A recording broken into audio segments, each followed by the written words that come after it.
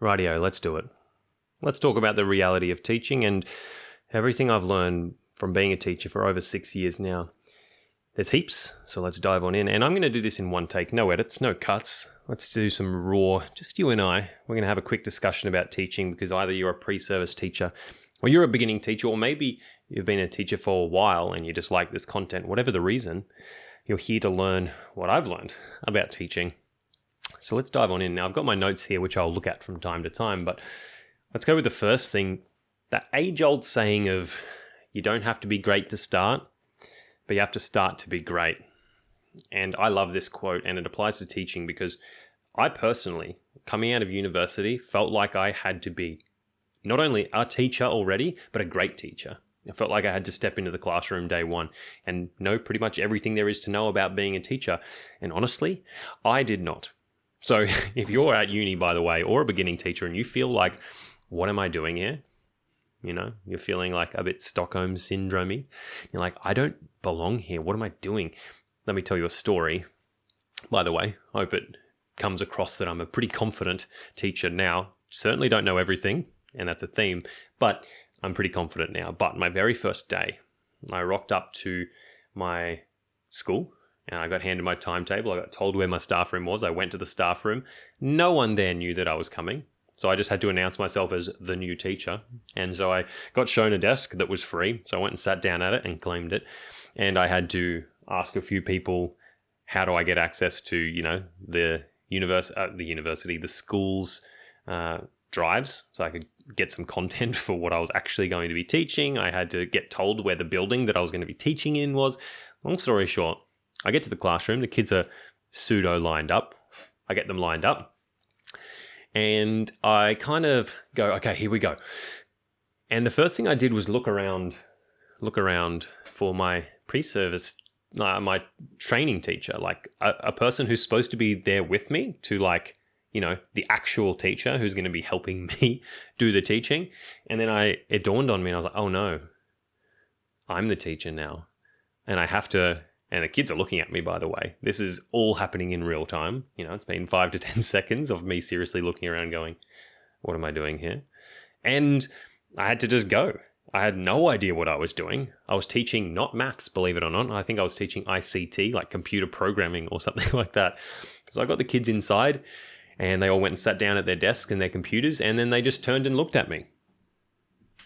And so I'm standing there in front of 25, 30 students, all looking at me, expecting me to start, and not knowing what in the hell I was doing. So fast forward to now, where every single lesson I walk in and just command the classroom, I feel very, very comfortable and very confident. You learn that over the years. So that was a long-winded story, but my point being is that you don't have to be great when you start. In fact, uni isn't going to prepare you to be a great teacher. In fact, uni is not even going to prepare you to be a teacher. It can teach you a few things and you can learn some content, but for the most part, you're going to learn to be a teacher and then a great teacher by just doing it, by teaching over the years. So if you feel like you're not there yet, the good news is you don't have to be. Yeah? So, number 2, I actually wish I knew how much time I would have needed to spend in planning and preparation. Another quick story for you here. When I first started, I was highly ambitious.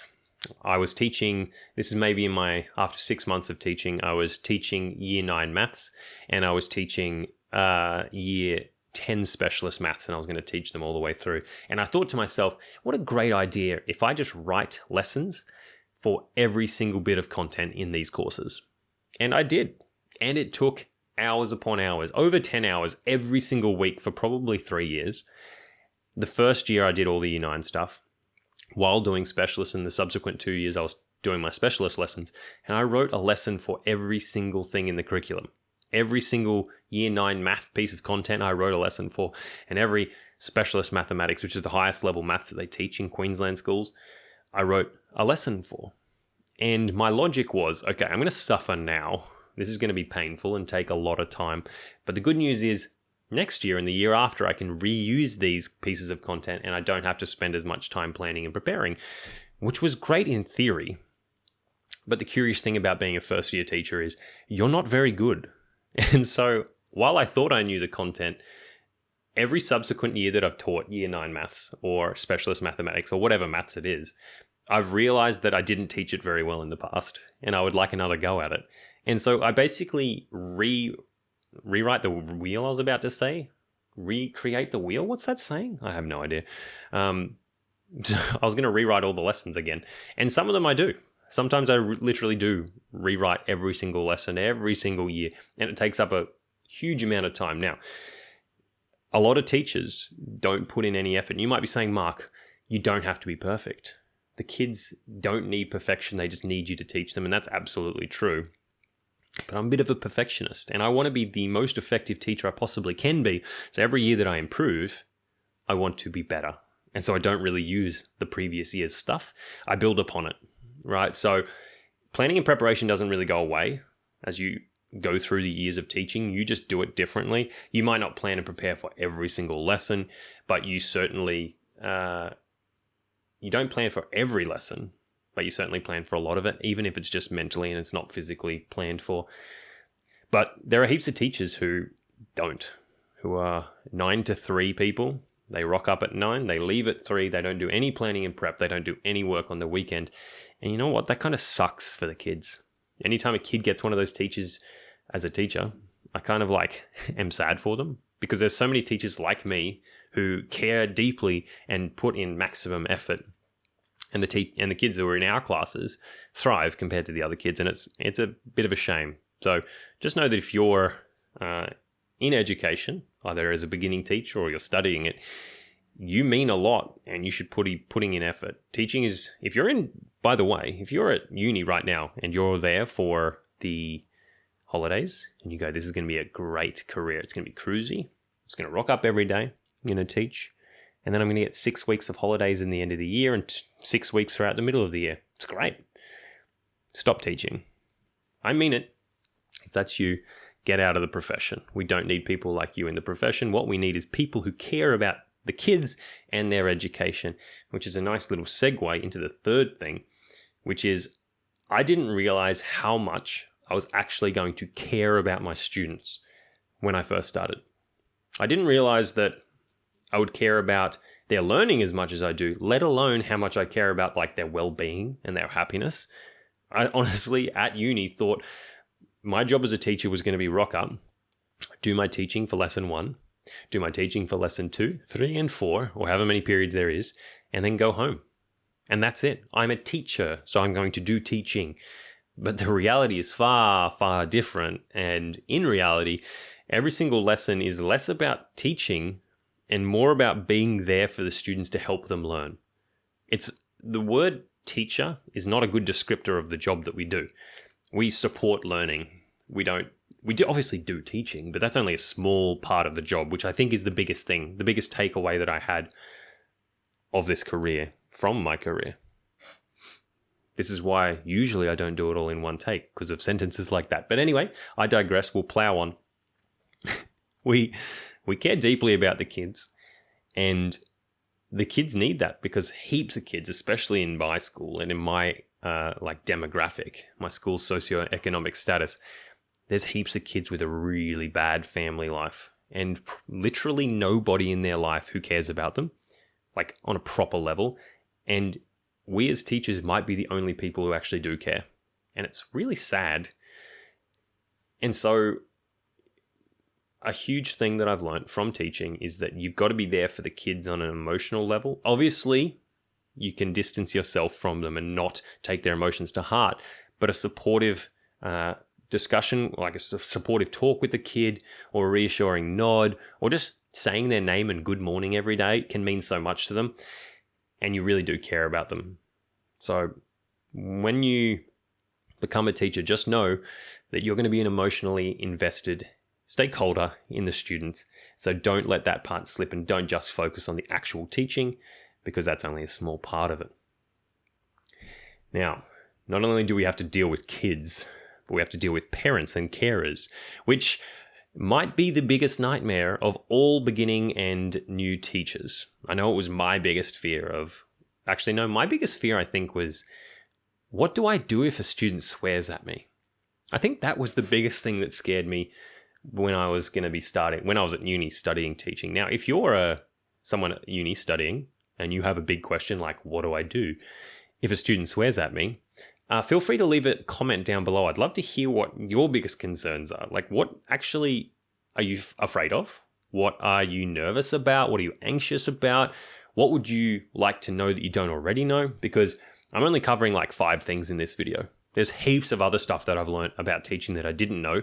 So if there's something that I don't cover in this, leave a comment down below, let me know. And while you're at it, make sure you like the video if you're still here and getting value. Right, parents and carers. My goodness, it is a daunting task contacting a parent or a carer, especially with negative news. The thought of calling a parent early in my career gave me so much anxiety. I'm not really an anxious person in general. I'm pretty calm most of the time. But this task, imagine picking up the phone and calling a parent. Oh my God, it was terrifying. In fact, we have goals every single year. We have to have written, literal goals, SMART goals. And it's called an annual performance review where we see if we met those goals. And I think it was my 2nd or 3rd year of teaching. I had a goal that was literally call parents instead of emailing them. And it was so hard. It's so easy to email a parent. It's so easy because you write the email, you put in all the negative news that you have to send and you hit send and done. Nice. That was easy. Until you get the email back, of course. But that's future Mark's problem, future Mr. O'Donoghue's problem. Calling the parents, though, that's live. You get the live feedback in person, and it's quite scary. But you learn ways to deal with the parents. You learn the compliment sandwich. Oh, your kid is great. They try so hard. But look, they got a D. Yeah, I know. That sucks. Here's why they got a D. Negative, negative, negative, negative. But look, the bright side is because your student tries hard and seems to care about learning, they've got potential to move up to a C and a passing grade.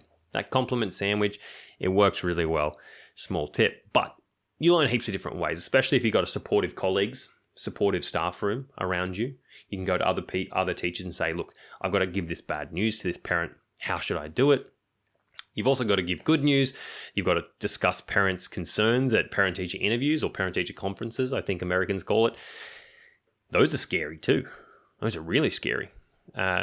Sitting down with a parent face-to-face and then wondering what they're going to talk about, what they're going to ask you. They're going to say to you, why did my kid get a B, not an A? And you have to tell them, because they didn't try very hard. Ugh! And then you face the backlash from the parent. It can be quite scary. If you'd like tips, by the way, about how to handle parent-teacher conferences, I've learned a lot over the years from my colleagues. And I'd love to share it with you. Leave a comment down below if you want some tips about that. But dealing with parents and carers, I've learned a lot about it. Didn't realize I was going to have to do so much of it, but it's a big part of the job. And lastly, mental health awareness.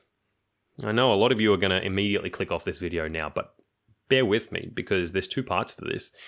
The first part is the mental health of the students. It's shocking how many students are dealing with anxiety, depression, nerves, stress. I feel like it's gotten worse in the age of social media, and it probably has. I don't remember there being so much of it when I was in high school back in the mid-2000s, like in 2004 and stuff. I think these days kids are way tougher and they go through a lot, and you have to kind of be there to help them and support them. But when you do, it is extremely rewarding. And similar to when I was talking about how much you care for the kids care for you a lot. And if you're there for them, you don't even have to fix their problems. In fact, you're not supposed to. The guidance officers and medical professionals are supposed to help them. But like, if you can just be there as lend an ear to them or let them vent to you if you feel comfortable doing so, it can mean a real lot to the students. And something I didn't know going into teaching was how much I was going to mean to them. I kind of didn't really even know how much they were going to mean to me, but I could see that in hindsight. Still, with hindsight, I didn't have any idea that I was going to mean so much to them. And a good example of that, and I keep every single one in this little bag here, is all the letters I've gotten from kids over the years. Letters, notes, thank yous. Like, let me just show you some of them. It's It's crazy. Kids go to so much time and effort hand creating, hand writing letters. Just like, it's really humbling how much time and effort kids put into saying thank you, and it must mean that we're having an impact. And yeah, this is loosely related to mental health for the students, but just know these students go through a lot. And if you can be a really supportive teacher, that means the world to them. And so it should. And the final thing I want to discuss today is your own mental health. I didn't realize that I was going to struggle with mental health. Like, I've always been a happy, calm, stress-free, relatively person. And it wasn't until I started teaching, got into the middle of my career a few years ago, that it really started building that stress, the anxiety, the nerves. The nerves of teaching go away, but other nerves come in, like, am I doing the right thing for the students? I've got this to do. You have to balance time management, and it can be quite significant how much builds up on you. So just know that you're going to struggle, probably, maybe not. If you don't, kudos to you. Well done. I'm happy for you. But if you do struggle with mental health, or you struggle with mental health down the line when you become a teacher, just know that it's completely normal. It's extremely normal. And you should open up to people about it, whether it's a colleague, whether it's your head of department, your principal, whether it's your own spouse, whether it's your kids, whatever it is. Make sure that you're not bottling it up and not keeping it inside, which I did for a long time. Since I've started talking about it with other colleagues, with my beautiful fiance, it has made it a lot more manageable, I suppose. And I could sense myself going towards burnout as a teacher last year, maybe the year before. And getting on top of your mental health is a massive way to prevent teacher burnout. If you've got, I know I said I wasn't going to edit anything, but that was a really long pause. You know what? I'm going to leave it in. What I want to talk about at the end of this is, if you're a beginning teacher or you're a university student studying education, understanding teacher burnout and why it happens is really important. I've got a video on this channel that's all about how to deal with burnout and how to avoid burning out as a teacher. If you're interested in that, it's going to be on the screen now. If you've made it this far in the video, kudos to you. I really appreciate you sitting here, having a chat with me, and thinking about education. If this provided value, make sure you like the video and share it with your friends or anyone else studying or as a teacher themselves. I appreciate you being here. Thanks for watching, and I'll see you in the next video.